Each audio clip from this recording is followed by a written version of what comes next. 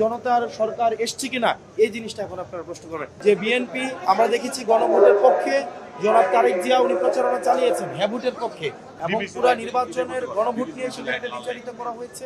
এখন আপনি গণভোটের রায় আপনি বলছেন আপনি জুলাই সনদ বাস্তবায়ন করবেন, কিন্তু জুলাই সনদের আদেশের উপরে যে গণভোটটা হয়েছে সেটাতে 68% মানুষ তার ম্যান্ডেট দিয়েছে, এবং জনাব সালাউদ্দিন সাহেব মানুষের এই ম্যান্ডেটটাকে উনি মক করেছেন। উনি কিভাবে মক করেছেন?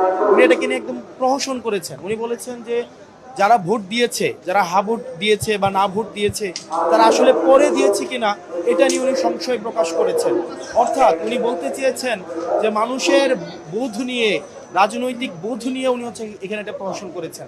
অর্থাৎ 68% মানুষ হ্যাঁ পক্ষে ভোট দিয়েছেন, এটাকে উনি প্রশ্নবিদ্ধ করেছেন যে ওটা বুঝে দিয়েছেন কিনা।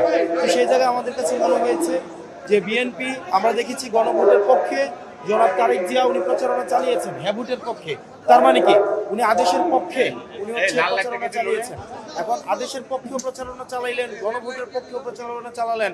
এখন এসে আপনি বলছেন যে কনস্টিটিউশনকে, বিদ্যমান যেটা 72-এর সংবিধানকে আপনি রেখে দিয়ে সেটার আলোকে আপনি রিফরমেশন প্রক্রিয়া আগাবেন, যেটা এক ধরনের জাস্ট এটা আপনার একটা ডুয়েল একটা স্টেট, এবং এটা এক ধরনের দ্বিচারিতা, এবং পুরো নির্বাচনের গণভোট নিয়ে সেখানে দ্বিচারিতা করা হয়েছে।